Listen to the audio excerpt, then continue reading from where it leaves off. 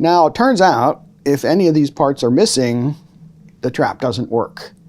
So not only is it complex, it's what I called irreducibly complex. You can't take a part away and still have it work.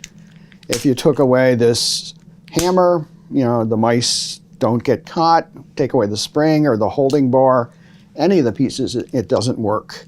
Now, the problem for Darwin's theory is that, number one, the molecular foundation of life is run by machines. The cell is run by actual machines made out of molecules.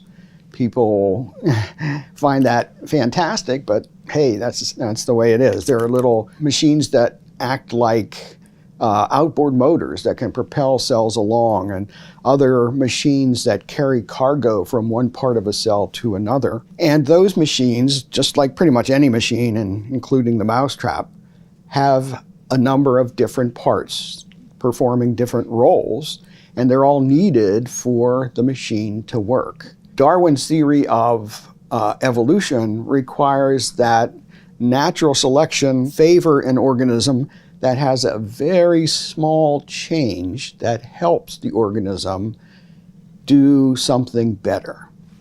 So if we're taking that view of Darwinism, we can ask, how could something like this, something like a mousetrap, be put together one tiny step at a time? And it turns out it's surprisingly difficult. If you just had the wooden platform, just the bottom, that doesn't catch mice.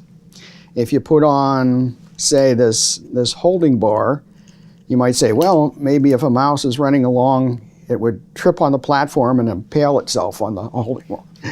But that's kind of just silly. So this can't be made gradually. So that's a big problem for Darwin's theory, because pretty much the foundation of life, these things are all over the place. And furthermore, you can ask yourself, well, how do we recognize intelligence? And it turns out that the way that we recognize intelligence is by what I called a purposeful arrangement of parts. And that's when different parts are put up in relationship to each other, where you can see that they have a purpose. That is, the arrangement has a purpose. An easy example are letters in a word. People put the letters in to form a word, words to make a sentence, and so on. And not only is this arrangement, this can't be put together gradually, but we immediately see that the arrangement of these parts has a purpose. And so we immediately grasp the intelligence that was needed to produce something like this. And again, I can't emphasize enough that Darwin didn't know anything about the foundation of life. He and his contemporaries thought that the cell was a little piece of jello, protoplasm, they'd call it. And it was mysterious, did cool stuff, but they didn't know how, so they pretty much ignored it.